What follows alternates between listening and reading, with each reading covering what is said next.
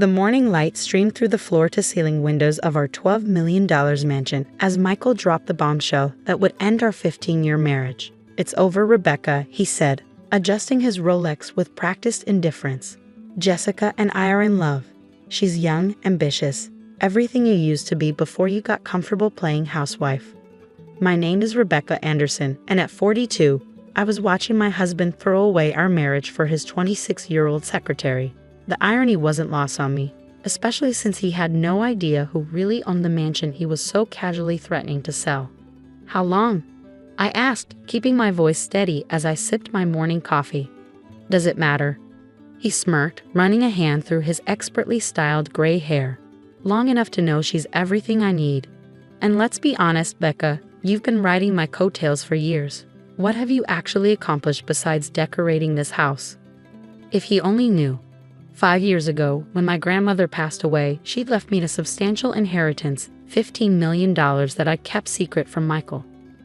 While he was busy climbing the corporate ladder and falling for every young woman who stroked his ego, I'd been making careful investments, including buying this very house through a private trust. "You really should have read the property documents more carefully when we moved in," I said mildly, watching his face. "You just assumed you owned everything, didn't you?" His smirk faltered slightly. "What are you talking about? I bought this house. My name is on the lease." "You're renting, Michael. From a private trust. Did you ever wonder why the purchase never went through?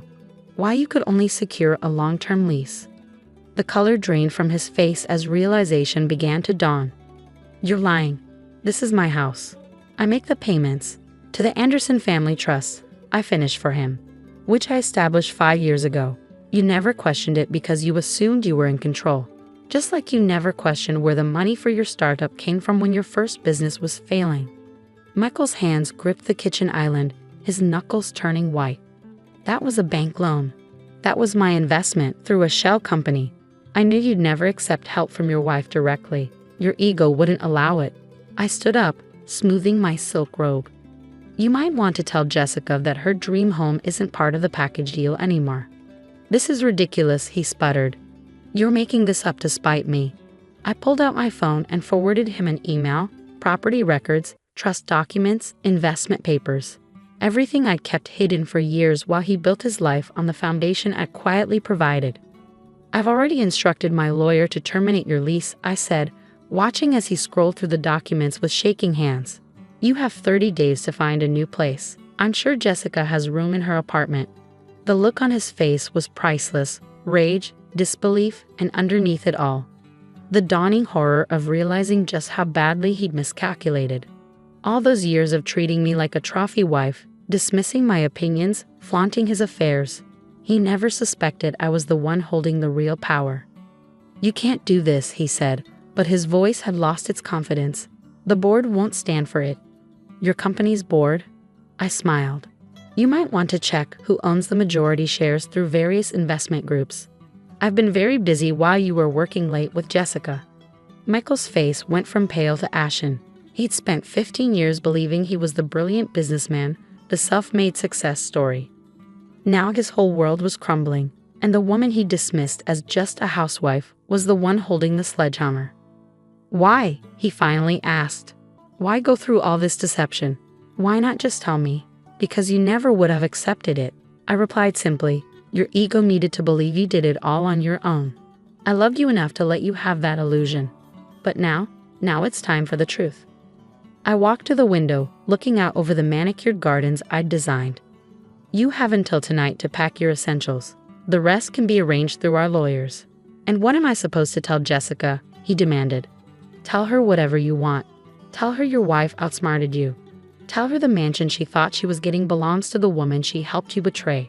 Or tell her nothing at all. I'm sure she'll figure it out when she realizes she's dating a man who's been living off his wife's money for years."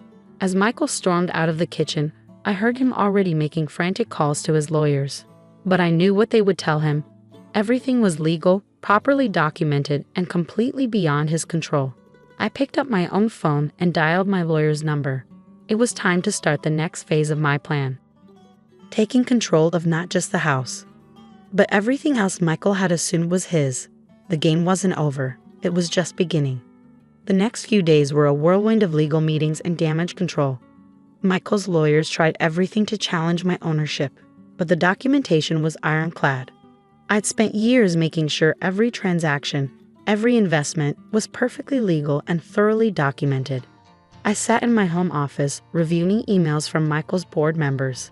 They were understandably concerned about the company's stability, given that their CEO was about to face a very public divorce. What they didn't know yet was that I owned 52% of the company's shares through various investment groups. Mrs. Anderson. My assistant Sarah appeared in the doorway. Mr. Anderson's secretary, Jessica, is here to see you. I raised an eyebrow, surprised by her boldness. Send her in.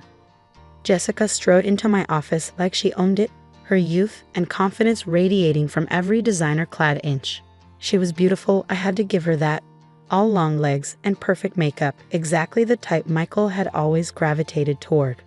This is harassment, she declared, dropping into the chair across from me. You're trying to ruin Michael's life because you're bitter. I couldn't help but laugh. Sit down, Jessica. Let's talk about what you think you know. She faltered slightly at my calm demeanor. I know you're trying to take everything from him, the house, the company. You mean my house? My company? I pulled up the property records on my computer screen, turning it to face her. Everything Michael has been promising you belongs to me. Has he told you that yet? The color drained from her face as she read through the documents. This can't be right. Michael built that company from nothing. Michael built that company with my money. I corrected her. Every major investment, every expansion, every acquisition, all funded through my investment groups. He just didn't know it. Why would you do that? She asked, her voice small. Why hide it? Because Michael needed to believe he did it himself. Men like him always do. I leaned forward. Tell me, Jessica, what exactly did he promise you? The mansion? A position in the company? A life of luxury? She shifted uncomfortably. He said we'd have everything. That once the divorce was settled.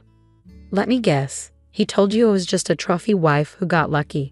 That I'd get a modest settlement while he kept everything he'd worked for. I smiled as understanding dawned in her eyes. How much do you really know about the man you're planning to build a life with? Jessica's perfectly manicured hands twisted in her lap. He wouldn't lie to me. We're in love. Like he was in love with his previous secretary, or the marketing intern before that. I pulled out another file. I've documented every affair, Jessica. Every girlfriend he promised the world to before moving on to the next. Would you like to meet some of them? Tears welled in her eyes, smearing her mascara. You're just trying to hurt me because he chose me over you. No, Jessica. I'm trying to show you who Michael really is before you waste years of your life on him like I did. I handed her a tissue. He's not the brilliant businessman you think he is. He's a man who's been living off his wife's money while treating her like she's beneath him. Is that really the future you want? She stood abruptly, grabbing her purse. I have to go. One more thing. I called as she reached the door. Check your company email. You'll find transfer papers to our London office, effective immediately. Full relocation package included. She turned, shock evident on her face. You're not firing me? I'm giving you an opportunity to start fresh, away from Michael's influence. Whether you take it is up to you. After she left, I sat back in my chair, thinking about all the women who'd come before her. Michael had a type, young, ambitious, eager to believe in his carefully crafted image of success. I'd been one of them once before I inherited my grandmother's fortune and saw him for who he really was. My phone buzzed with a text from Michael. What did you say to Jessica? She's not answering my calls.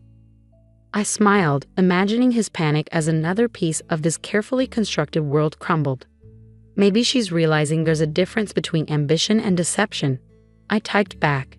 Check your email. The board wants an emergency meeting tomorrow. The pieces were falling into place exactly as I planned. Michael had spent years underestimating me, treating me like a decorative accessory to his success. Now he was about to learn exactly who he'd been sleeping next to all this time. And I was just getting started. The morning of the board meeting dawned bright and clear. I arrived early, dressed in a perfectly tailored suit that cost more than Michael's first car. The boardroom was already buzzing with tension as members filed in, their faces masks of professional concern. Michael arrived last, looking haggard. The past week had clearly taken its toll. His usual polished appearance was slightly rumpled, his confidence visibly shaken. Jessica's empty desk outside his office had probably contributed to his distress. "Let's begin," I said, taking my seat at the head of the table.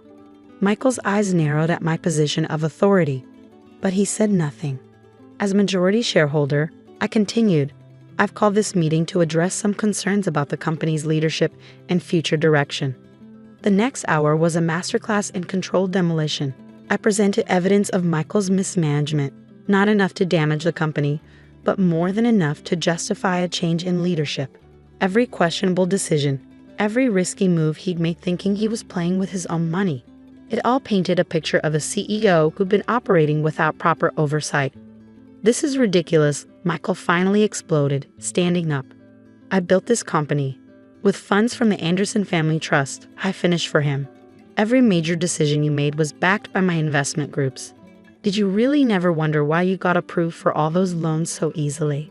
The board members exchanged glances. They'd all assumed Michael's success was self-made. Now they were learning that their CEO had been unknowingly running his wife's company all along. Mrs. Anderson, one of the senior board members, spoke up. "What exactly are you proposing?" "A restructuring," I replied smoothly. "I'll be assuming the role of CEO, effective immediately. Mr. Anderson will be offered a generous severance package contingent on a peaceful transition and his signature on certain non-compete agreements." Michael's face turned purple. "You can't do this." "Actually, I can. And I am." I slid a folder across the table to him. "Your choice is simple, Michael. Sign these papers and walk away with enough money to start fresh, or fight me and watch me dismantle everything you think you've built." The board voted unanimously in favor of the change. They were business people after all, and the numbers didn't lie. Under Michael's leadership, we'd been successful. But under my direct control, we could be extraordinary. After the meeting, Michael caught up with me in the parking garage. "Why?" he demanded. "Why go through all this? You could have told me the truth years ago." I turned to face him, really looking at him for the first time in years. The man I'd fallen in love with was gone, replaced by someone I barely recognized. "Would you have loved me if you'd known?" I asked quietly. "Would you have been able to accept that your success came from your wife? Or would it have destroyed your ego even faster than your affairs did?" He had no answer for that. "The papers will be at your lawyer's office," I said, turning away. "I suggest you sign them quickly. Jessica's already accepted the London transfer, by the way. Apparently, she's more interested in actual success than the illusion of it." The next few months transformed both the company and my life. Without Michael's reckless decision-making, we expanded strategically, focusing on sustainable growth rather than quick profits. The board discovered that the woman they dismissed as just the CEO's wife had a natural talent for business and a vision that extended beyond the next quarter's earnings. 1 year after the divorce, I sat in what had once been Michael's office, looking out over the city. The company's stock had doubled. Our employee satisfaction rates were at an all-time high. And the mansion, my mansion, had never felt more like home. My assistant brought in the morning paper, where a small article caught my eye. Michael had started a new business venture, something modest but promising. Good for him, I thought. Maybe he'd finally learned to build something real, something that belonged to him alone. That evening, as I walked through my garden, I thought about the lessons we'd both learned. Michael had discovered that true success isn't about appearances or control. It's about creating genuine value, and I had finally stepped out of the shadows, no longer content to be the silent force behind someone else's story. The mansion that Michael had once threatened to sell now stood as a symbol of everything I'd achieved. Not just the wealth or the success, but the courage to finally claim my own power, to stop hiding behind a man's ego, and stand proudly in my own light. Sometimes the best revenge isn't about destroying someone else's world. It's about building your own, exactly as you always knew you could.